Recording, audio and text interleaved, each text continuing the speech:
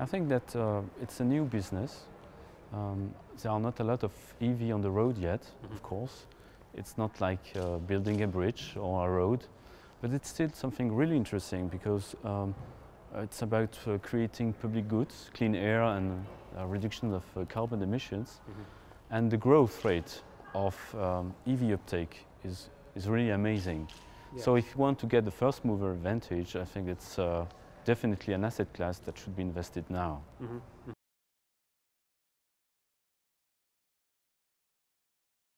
It's not a classical asset class, and it's not a classical infrastructure asset class, because uptake is still unpredictable.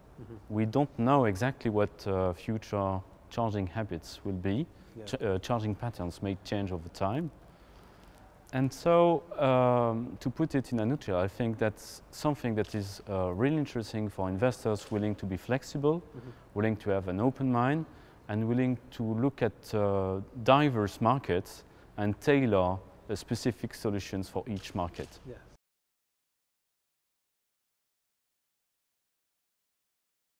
I think if you look at the very long term, the car will be both electric and autonomous.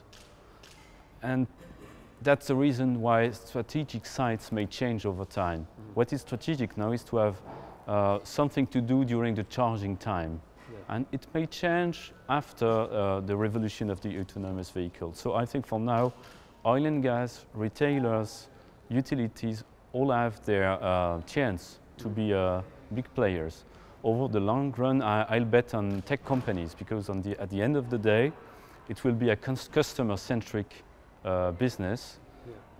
Building customer experience will be, I think, the most winning strategy over time.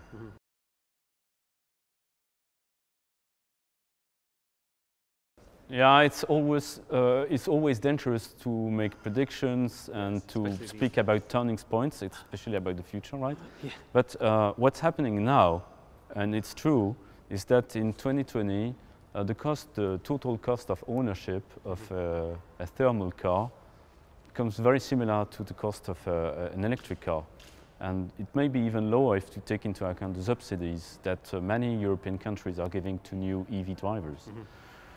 So if you look at the equations for a driver between using normal thermal cars and using electric cars, at the end of the day, in 2020, it will be cheaper to use electric cars. So I bet that it will be a turning point. Yes. Maybe the real pace is difficult to predict, but I think the EV revolution is clearly there.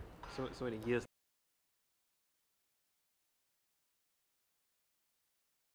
It's already happening. If you look at the numbers of Nissan Leaf, for instance, that were sold last year in 2018, the growth was more than 100%, I believe. And that's and many car makers are announcing new models, new electric models for next year. With that kind of offer and the affordability, the new affordability of electromobility, yeah, I definitely think we are living a revolution. And I really believe that it's the right time to get the fast mover advantage and invest in electric charging assets.